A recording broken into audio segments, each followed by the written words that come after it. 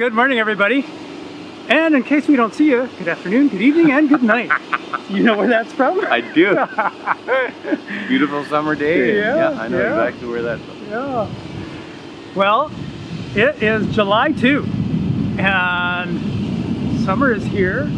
The sounds of summer are behind us with That's the true. saws going and the My friend always said growing up, there's two official seasons in Canada. There's winter and construction. Yeah, it's so true. You know, when you're driving in the summertime on vacation, you just know you're going to be stopped for, okay, let them go by, and then now it's my turn. Yeah. Somewhere. Part of life. Yeah, it is. Yeah, but it's a different pace. So we're happy for the pace of summertime. And I'm not dressed appropriately for summertime. I just noticed. Anyways, hope you're enjoying the summer, and we get to look back today and look forward. We got some stuff coming up, and one of the reasons we're sitting here is we're going to tell you about in a little bit. But we're leaving in suspension while we talk about what's past. On Sunday, Lyndon took us to Matthew 5. You know, I knew Lyndon before I came here. Yeah. Not very well. And I've grown an appreciation of him over the years. Yeah. He mentioned that we're good friends, and I enjoy having coffee with him and his heart, and he'll remember stuff about me that I just don't expect him to, and he'll ask me, and I just really appreciate that about Lyndon, and so I appreciated what he brought on Sunday as well.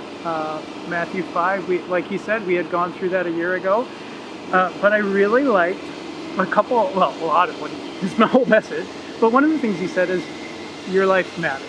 Yeah.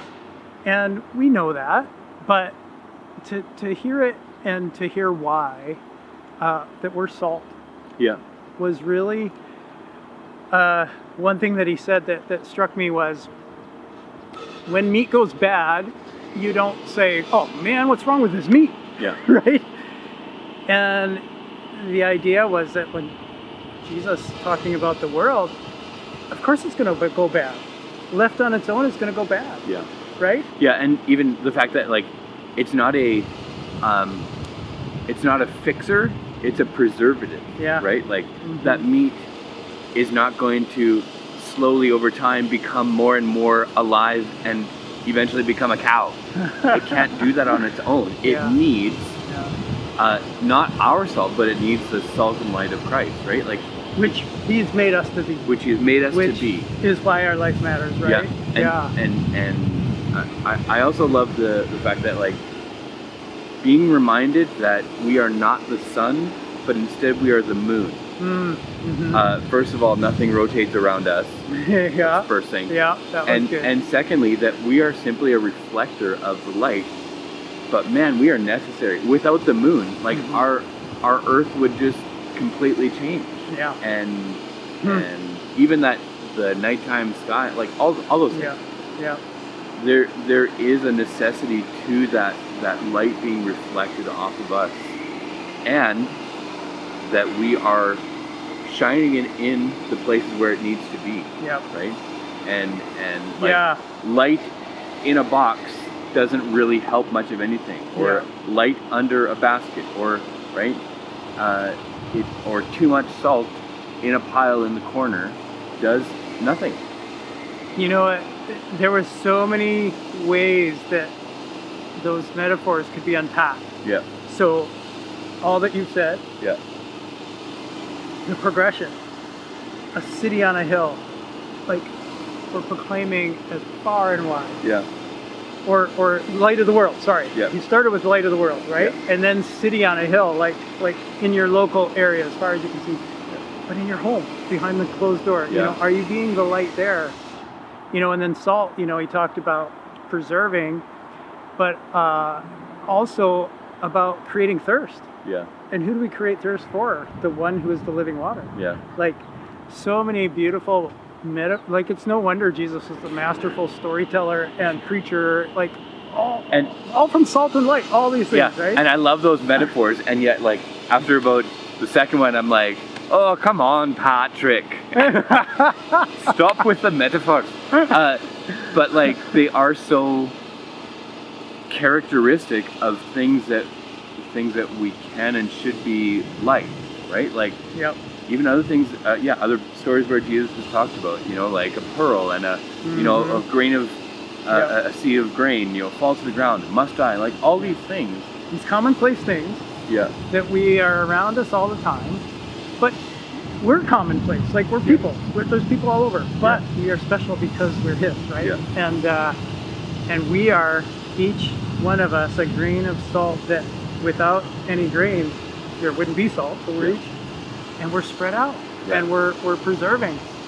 So how are we preserving? I think that's the big question: is how are we being activated? We talked about that a little before we even started, and Lyndon talked about that as well, how it's meant to be activated. So if we're in a pile in the salt shaker, not going out anywhere, so where are we going out, right? And so we try to go out, Yesterday we went to West Side Days and blew bubbles with people in the park, right? And the first thing was begin with prayer. Yeah. Oh, right? totally. Begin with prayer. Yeah. Then be ready to go, right? Like you have no idea the places that God will take you, and considering the meandering paths sometimes He takes us on, and look at that, somebody's life was changed because I was ready to hear the voice of God moving, right?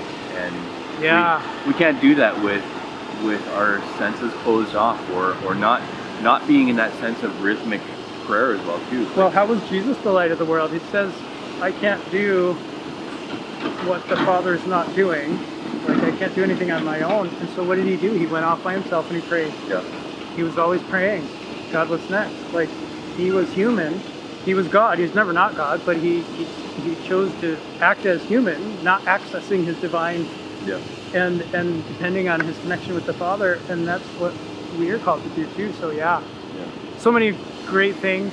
If you weren't there, you didn't see it, go back and watch. And then as it takes that and relates it now to even gain, like that really is a major player, a major part of where that salt gets rubbed in. Even the fact that He said, we are going to a place where the gospel has never been taken to. Yeah, beautiful. That should boggle our minds a little bit and to spur us on and to say, wow, God, thank you for giving that team that opportunity at that time, and to begin with prayer, and to begin with a water well, and to begin, planting a church there, and then saying, Lord bless you, and we're going to be on our way, so that Christ work in you is like, So even just as it relates to gain, I think is awesome too, and realizing that, if you didn't know Lyndon's role, even that is changing as well too, and he's going to be more in that camp, which is really awesome. And we get to be a part of it because we're partnered with Him. Yeah. And that's beautiful. Yeah. So lots to think about. We have some things coming up. One has to do with being on swings, and it does. And this is a park that's across from the church. Yep. And just a great place to hang out sometimes. Yeah. And so working its way into all of our discussion over the last little bit, there's a VBS coming. Yeah. And so that's beginning on July 13th, and it runs kind of part of that week. And so we have the opportunity. So we are encouraging you to register right away and to sign up. Please don't hesitate on that. Sign up right away so that we can make preparations for all of that.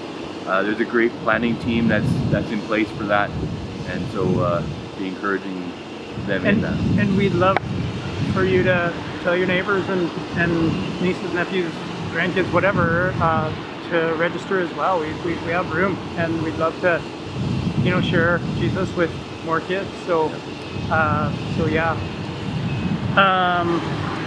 But before that. Yeah. Oh yeah. The day before. Yeah. We're gonna come together again on July 12th, Sunday, right after church. We're just gonna say, hey, that was a great morning that we had together at Lakeview, and so now let's go and just enjoy and take in the sun and be a part of our community. And so we're going to meet down at the Nut Farm on July 12th, right after the service. Bring your own stuff, but just a great opportunity just to be together in the sunshine of the summer. We'll do it again in August as well, and so you can look forward to that. Yeah, good times. And then one more thing we want to bring to your attention tonight, or today, is the Romania night. That's where the night came from. Yeah.